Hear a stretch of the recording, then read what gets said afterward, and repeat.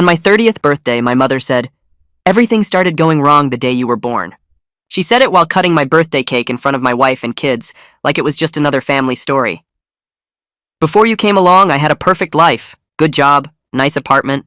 Then you arrived and it all fell apart."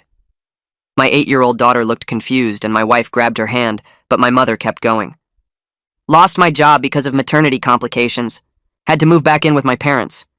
Your father left because he couldn't handle the stress of a baby. You were such a difficult child, always crying and getting sick." She handed me a slice of cake like she hadn't just blamed me for her entire life falling apart. "Mom, stop, not in front of the kids." But she waved me off like I was being sensitive. They should know their family history, how their grandmother sacrificed everything for their father who brought nothing but misfortune. My son asked what misfortune meant, and my mother jumped at the chance to explain. "It means bad luck, sweetie.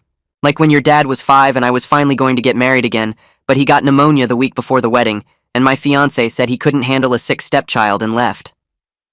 I remembered that pneumonia. She'd left me alone for hours while she went out, and I'd gotten caught in the rain walking to the neighbor's house for food. Or when he was in high school and I was up for a promotion but had to miss the final interview because he got suspended for fighting. She didn't mention the fight was because kids were calling me trash because she'd spent my school clothes money at the casino. "Mom, you need to leave." My wife stood up, but my mother wasn't done. "See? Even now he's kicking out his own mother. This is what I mean by bad luck. I try to have a nice relationship with my grandchildren, but he ruins it." My daughter started crying and my mother pointed at her. "Look what you did. You made your daughter cry on your birthday, just like you cried on all of mine."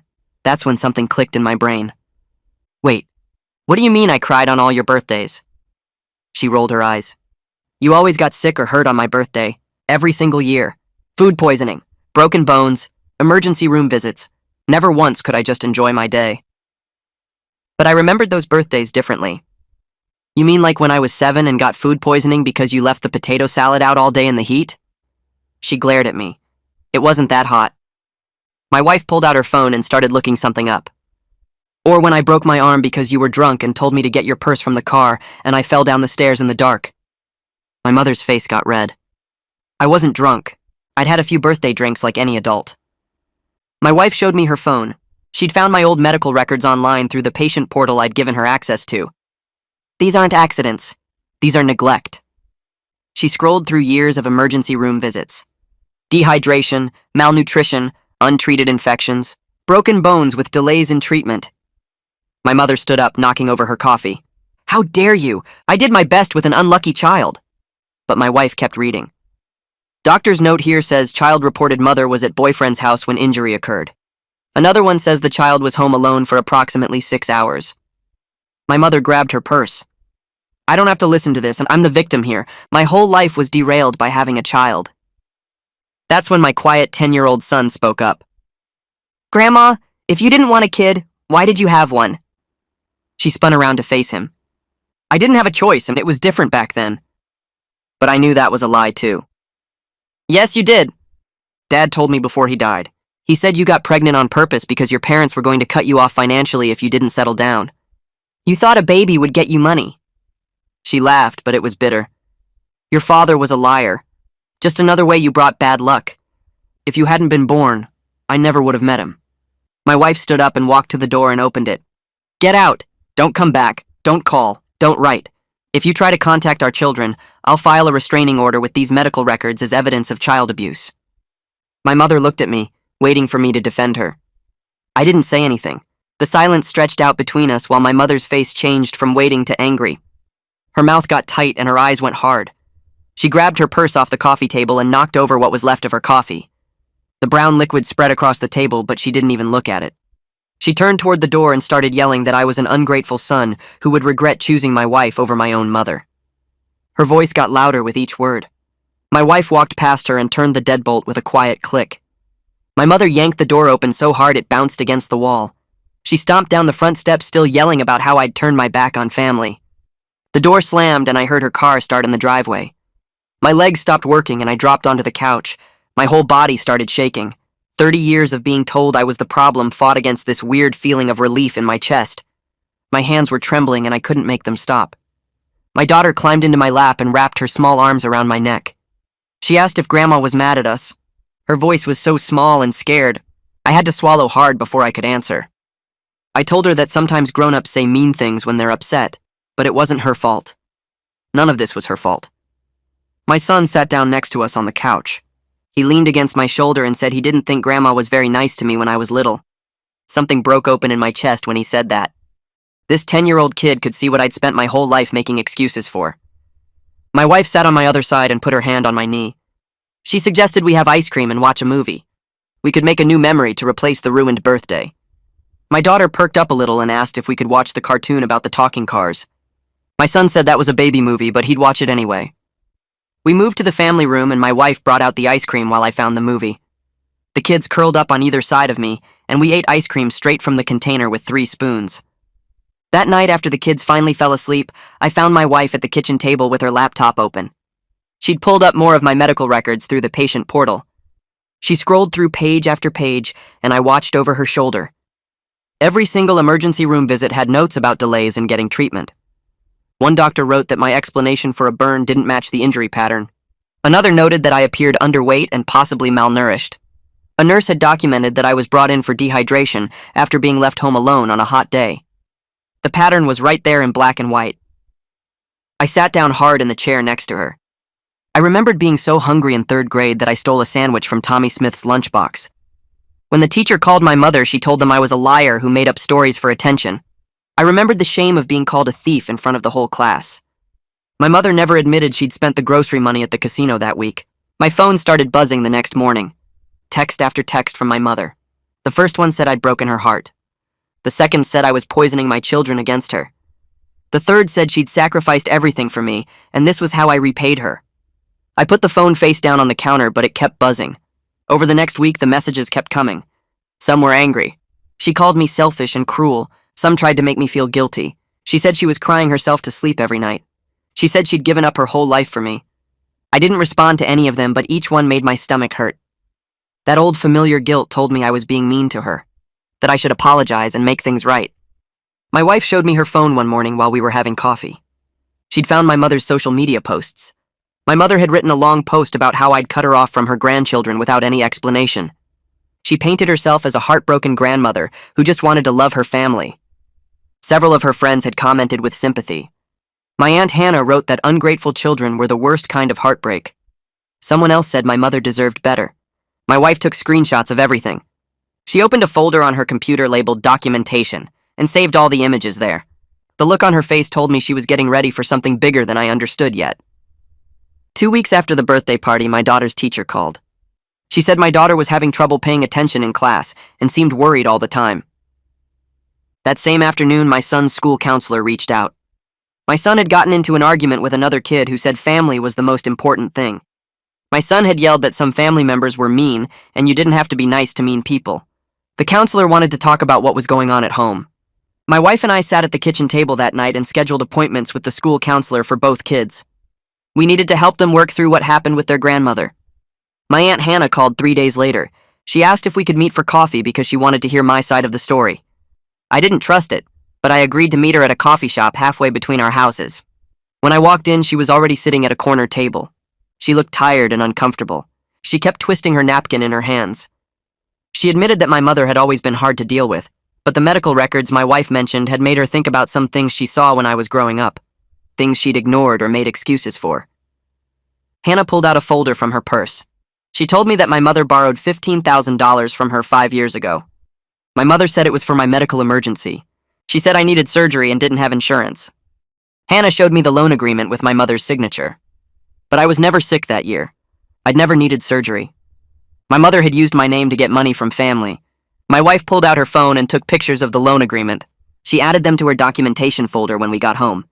She said we should probably check my credit report to see what else my mother might have done. I found Phoebe Chandler's name on a therapist directory website. She worked with family problems and childhood stuff. Her first available appointment was in 2 weeks. When I finally sat in her office, I just started crying. I told her about the birthday party and everything that came after. I told her about the medical records and the texts and the social media posts. She listened without interrupting and handed me tissues when I needed them. She said my mother's behavior fit something called narcissistic abuse. It's when a parent makes the child responsible for the parent's feelings and failures. She said it wasn't my fault. None of it was ever my fault. I left her office feeling like someone finally believed me, but also sad for the childhood I should have had. My phone rang during lunch the next Tuesday. It was my daughter's school. The secretary said my mother had shown up at pickup time and was trying to talk to my daughter through the fence. I left work immediately and drove to the school going 10 miles over the speed limit. When I got there, my mother was at the fence crying. My daughter stood on the other side looking confused and scared. My mother was telling her that Daddy was being mean and wouldn't let Grandma see her anymore.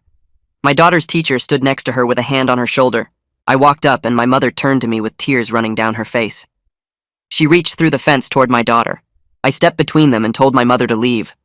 My voice came out harder than I expected. Every bit of guilt I'd been feeling disappeared when I saw my daughter's scared face. My mother started to argue, but I told her again to leave or I'd call the police. She finally walked away but kept looking back like she expected me to change my mind. I drove straight to the lawyer's office from the school. My wife had already called ahead and explained the situation.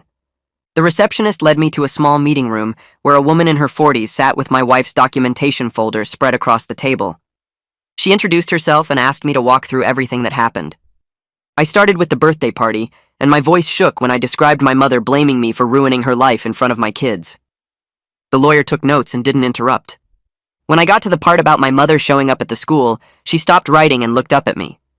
She said the school incident was critical because it showed my mother was willing to violate boundaries and approach my children directly. She flipped through the medical records my wife had found and pointed out specific doctor's notes that documented neglect. She said we had a strong case for a protection order based on harassment, the school incident, and the pattern of emotional abuse going back to my childhood. I felt something shift in my chest when she said that. Taking concrete action felt empowering but also wrong somehow, like I was overreacting or being cruel to my own mother. The lawyer must have seen it on my face because she leaned forward and reminded me that protecting my children were my primary responsibility. She said my mother had already shown she would use my kids to manipulate me, and that wouldn't stop without legal intervention.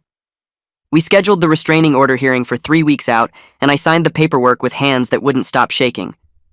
My mother's social media campaign started that same night. My wife showed me the first post around 9 o'clock after the kids were in bed.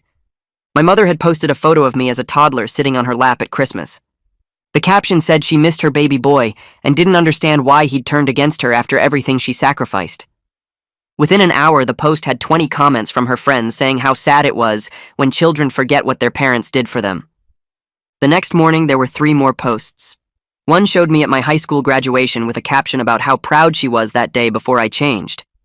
Another was from my wedding with my mother in her dress standing next to me, talking about how she'd saved for months to afford that dress because she wanted to look nice for her son's special day. The third post was just text saying her heart was broken because her daughter-in-law had poisoned her son's mind, and now she couldn't see her grandchildren. My phone started ringing that afternoon. First, it was my mother's cousin asking what was going on and why I was keeping my mother away from the family. Then my uncle called saying he'd seen the posts and wanted to hear my side. I didn't know what to say to either of them. How do you explain 30 years of abuse in a 5-minute phone call to someone who only knows your mother's version of events? By the end of the week, I'd gotten messages from 7 different relatives I hadn't spoken to in years. Most of them were asking questions, but a few were accusatory, saying I should be ashamed for treating my mother this way after she raised me alone. I realized I was going to lose most of my extended family over this. They'd known my mother their whole lives, and I was just the kid who supposedly caused all her problems. My wife came into the bedroom on Saturday morning holding her laptop with a strange expression on her face. She'd been going through our credit report like the lawyer suggested and found something. 2 credit cards were listed under my name that I'd never opened.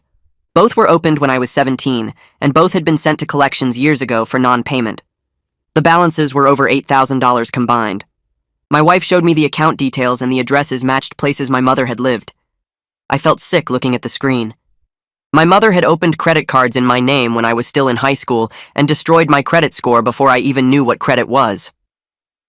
We drove to the police station that afternoon and filed a report for identity theft. The detective who took our statement was younger than me with tired eyes. He said this kind of financial abuse by parents were more common than people think. Parents have access to their kids' social security numbers and can open accounts without the kid knowing until the damage is done. He said he'd investigate the full scope of the fraud and see if there were other accounts we didn't know about yet. He asked if I wanted to press charges, and I hesitated because pressing charges against your own mother felt like crossing a line I couldn't uncross. But my wife squeezed my hand and I said yes. My daughter's therapist called me into her office after the 3rd session. My wife was already sitting there looking like she'd been crying. The therapist said both of our children had been carrying fears they hadn't told us about. My daughter had been afraid of making me sad the way my mother said I made her sad. She'd been worried that if she was too much trouble, I might blame her for things going wrong like my mother blamed me. The therapist said my daughter admitted she sometimes didn't tell me when she was sick because she didn't want to be bad luck. I had to leave the office. I walked out to my car in the parking lot and sat in the driver's seat with the door closed. I cried so hard I couldn't breathe right. My mother's poison had reached my children even in the limited time they spent with her. My 8-year-old daughter had been hiding when she felt sick because she was afraid of being called bad luck. I don't know how long I sat there, but eventually my wife came out and got in the passenger seat. She didn't say anything, just held my hand while I cried. My mother's posts got worse over the next 2 weeks. She posted a long message claiming I was keeping her grandchildren from her because my wife was controlling and manipulative. She said my wife had brainwashed me and turned me against my own family. She posted screenshots of the texts she'd sent me with my non-responses as evidence that I'd been conditioned to ignore her. One of her friends shared the post with a comment about how dangerous controlling spouses can be and how they isolate their victims from family. Another friend shared it saying she'd pray for me to break free from the manipulation. I felt humiliated watching my family drama spread across social media where anyone could see it and judge me. People who didn't know the full story were sharing sympathetic comments about my poor mother being cut off from her grandchildren by her evil daughter-in-law. My wife wanted to respond and set the record straight, but the lawyer said not to engage. Any response would just feed into my mother's narrative and give her more ammunition. So we stayed silent while my mother painted herself as the victim to anyone who would listen. I got a message request on social media from someone named Craig Valdez. The name seemed familiar, but I couldn't place it until I opened the message. He said he was my neighbor from when I was little, and he'd seen my mother's posts. He said he remembered me and wanted me to know he'd be willing to provide a statement if it would help. I called him that night and we talked for over an hour. Craig was 10 years older than me and had lived next door until his family moved when I was 7. He remembered finding me in our yard one morning when I was 6 years old. I'd been soaking wet and shivering because it had rained overnight, and my mother had left me outside while she went to her boyfriend's house. Craig's mom had brought me inside and given me dry clothes and breakfast. He said his parents had talked about calling someone, but my mother came back before they decided what to do. She'd told them I'd snuck out while she was sleeping and she was so sorry they'd had to deal with me. Craig said he'd always wondered what happened to me, and seeing my mother's posts had made him angry enough to reach out. His testimony would provide outside verification of the neglect documented in those medical records. I thanked him and felt grateful for his unexpected support from someone who barely knew me, but remembered enough to know my mother was lying. The restraining order hearing was in a small courtroom with fluorescent lights that made everything look washed out. My mother sat on one side with a lawyer she'd hired. I sat on the other side with my wife and our lawyer. The judge was a woman in her 50s who looked like she'd heard every story there was to hear. I had to testify first about the birthday party and what my mother said to my kids. Then I described the school incident and how my mother had tried to talk to my daughter through the fence. My mother's lawyer asked me questions trying to make it sound like I was having a midlife crisis and taking it out on my mother. He asked if I was under stress at work and if my marriage was having problems. He suggested maybe I was looking for someone to blame for my own issues. Our lawyer objected and the judge told him to move on. Then the judge reviewed the medical records. She read through page after page of emergency room visits with doctor's notes about delays in treatment and signs of neglect. She looked at the financial fraud evidence showing the credit cards my mother had opened in my name. She read Craig's written statement about finding me alone and wet in the yard at 6 years old. Her expression got more stern with each document.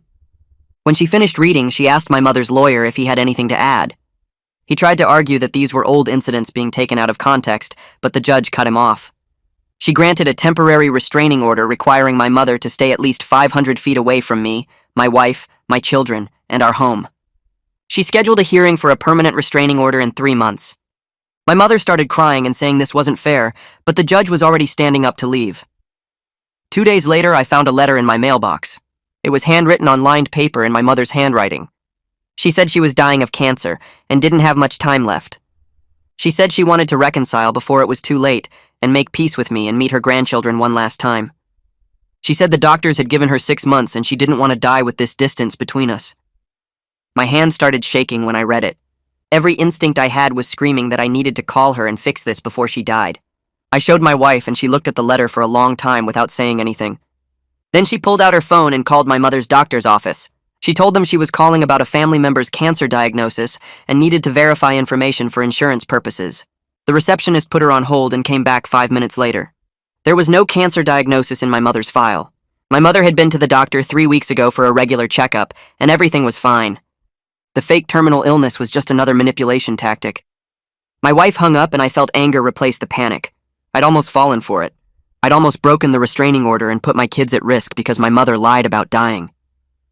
I brought the letter to my next therapy session with Phoebe. She read it carefully and then looked at me and said this was proof I'd made the right decision. My mother would say anything to regain control over me, including making up a serious illness to exploit my compassion. Phoebe said the letter was actually a gift because it showed me exactly who my mother was when she didn't get what she wanted. She asked me to write a response letter that I wouldn't send, just to process my feelings. I spent an hour writing everything I wished I could say to my mother. I wrote that I deserved better than being blamed for her failures. I wrote that she'd had choices and she chose to hurt me over and over. I wrote that I was breaking the cycle for my children so they'd never feel the way she made me feel. When I finished, I felt lighter somehow, like I'd been carrying those words around for 30 years and finally put them down. Phoebe told me to keep the letter somewhere safe and read it whenever I felt guilty about the restraining order. My wife suggested we start new family traditions to replace the ones that involved my mother. She said we should have a do-over birthday party, just the 4 of us, to make better memories. We planned it for the following Saturday. My kids helped me bake a cake from scratch and we talked while we measured ingredients and mixed batter. My son asked what makes a family healthy, and I had to think about my answer.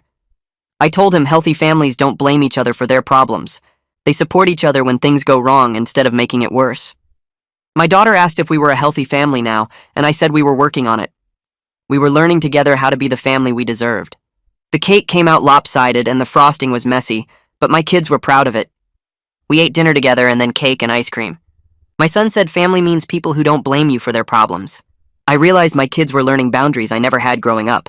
They were learning that love shouldn't hurt and family shouldn't make you feel small. That was worth more than any relationship with my mother could ever be. 3 months felt like both forever and no time at all. The court date arrived on a Tuesday morning in early spring. My wife took the day off work and we sat in the courthouse waiting room watching other families cycle through their hearings. Some looked relieved when they came out. Others looked destroyed.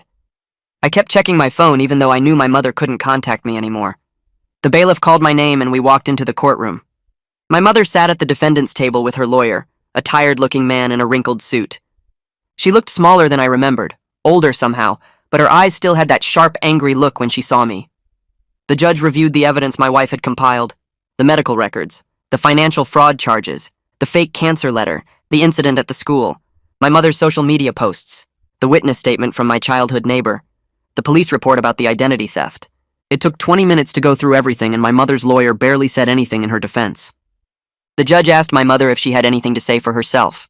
She stood up and started talking about how ungrateful I was, how she'd sacrificed everything, how my wife had turned me against her. The judge cut her off after 2 minutes and told her to sit down. Then he granted the permanent restraining order. 500 feet minimum distance from me, my wife, my children, and our home. No contact of any kind. Violation would result in immediate arrest. My mother's face went red and she started yelling about how this was all my fault, how I'd ruined her life from the day I was born, how the court system was corrupt. The bailiff had to escort her out while she screamed. I sat there feeling this weird mix of relief and sadness wash through me. Relief that it was finally over, that my children were legally protected. Sadness for the mother I'd needed as a kid, but never had.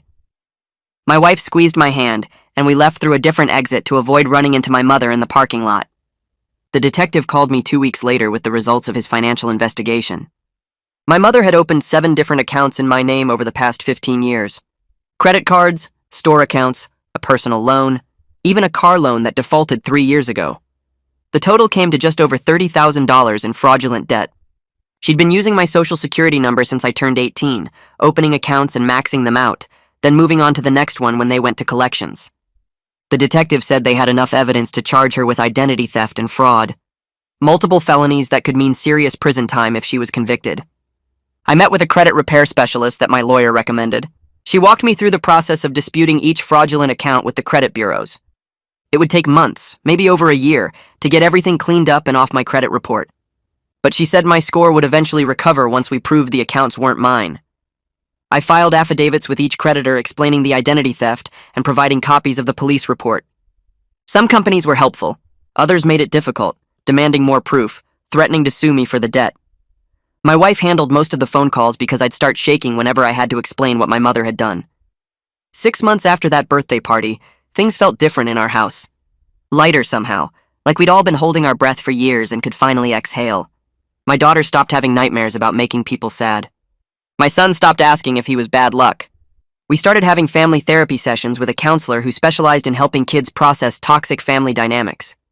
My daughter told the therapist that I was a good dad because I protected them and listened to their feelings instead of making them feel bad for having feelings. My son said he wasn't worried about being cursed anymore because he understood that Grandma was wrong about luck and blame. We established new family traditions to replace the ones that involved my mother. Friday movie nights where everyone got to pick the movie once a month. Saturday morning pancake competitions where we rated each other's cooking. Sunday game nights where we played board games until someone got too competitive and we all laughed about it. The kids could be silly without worrying about upsetting anyone. They could be loud. They could make mistakes without fear of being blamed for ruining everything. My wife and I watched them playing in the backyard one evening, and she said this was what childhood should look like. Joy without anxiety shadowing it. Freedom without walking on eggshells. I realized I was learning how to be a father by watching my kids be kids, seeing what they needed and giving it to them instead of repeating the patterns I'd grown up with. Almost a year after my 30th birthday, my wife and I sat on the porch watching our kids chase fireflies in the yard as the sun went down. The restraining order was still in place. My credit score had improved by 80 points as the fraudulent accounts got removed one by one. My mother had been convicted of identity theft and sentenced to 18 months in prison followed by probation. Some of my extended family still wouldn't talk to me. My Aunt Hannah sent a card on my birthday with a note saying she was sorry for not seeing what was happening when I was young. My uncle stopped responding to my calls. 3 cousins blocked me on social media. But the family I'd built with my wife and children felt solid in a way nothing in my childhood ever had. My son ran up to the porch holding a jar with 2 fireflies in it, asking if we could keep them overnight. My daughter was right behind him arguing that we should let them go because they'd be sad trapped in a jar. Normal kid stuff. Normal parent stuff. I was learning in therapy that I could be a good father exactly because I knew what a bad parent looked like. I knew what not to do, what not to say, how not to make my children feel. My wife leaned against my shoulder and said the kids seemed happy. I watched them debating about the fireflies, their faces lit up with excitement and the glow of the bugs, and I thought about how different their childhood was from mine. That was enough.